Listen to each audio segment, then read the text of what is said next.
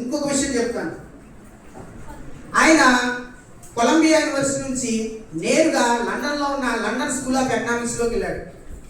ఆయన London School of economics, ఇక్కడ విషయం చెప్పాలి, అమెరికాలో హైయర్ ఎడ్యుకేషన్ చదువుకున్న మొట్టమొదటి భారతీయుడు డాక్టర్ బిఆర్ అంబేద్కర్.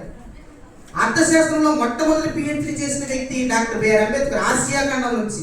ఈ ఆసియా ఖండం నుంచి ఆర్థిక శాస్త్రంలో మొట్టమొదటి పిహెచ్డి చేసిన వ్యక్తి డాక్టర్ బిఆర్ అంబేద్కర్.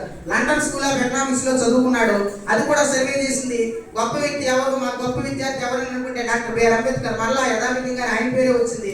ఆయన ఒక విగ్రహాన్ని లండన్ స్కూల్ ఆఫ్ ఎకనామిక్స్ లో, ప్రపంచానికి గొప్ప గొప్ప ఆర్థిక వేత్తలను అందించిన సంస్థ లండన్ స్కూల్ ఆఫ్ ఎకనామిక్స్. మీకు నెట్ లో కొట్టి చూడండి, దీనికి సంబంధించిన పూర్తి సమాచారం ఉంది. లండన్ స్కూల్ ఆఫ్ ఎకనామిక్స్ లో చదువుకున్న వాళ్ళందరూ కూడా గొప్ప గొప్ప ఆర్థికవేత్తలు అయ్యారు ప్రపంచవ్యాప్తంగా. అటువంటి వారిలో డాక్టర్ బిఆర్ అంబేద్కర్ ని గుర్తించి అంబేద్కర్కి ఒక విగ్రహాన్ని పెట్టి దాని కింద కూడా లండన్ స్కూల్ ఆఫ్ ఎకనామిక్స్ ఒక చిన్న లైన్ రాసింది. ఏం రాసిందంటే Indian crusader of social justice అని రాసింది. Indian crusader of social justice అంటే భారతదేశ సామాజిక న్యాయానికి పోరాట యోధుడు అని రాసింది. అసలు మనం అనగలమా అంబేద్కర్ పోరాట యోధుడని? అది ఎవరన్నారంటే లండన్ స్కూల్ ఆఫ్ ఎకనామిక్స్. ఇది వ్యక్తి అభిప్రాయం కాదు. వ్యక్తి అభిప్రాయాన్ని వ్యక్తులు బట్టి మారొచ్చేమో, కానీ ఒక సంస్థ అభిప్రాయం.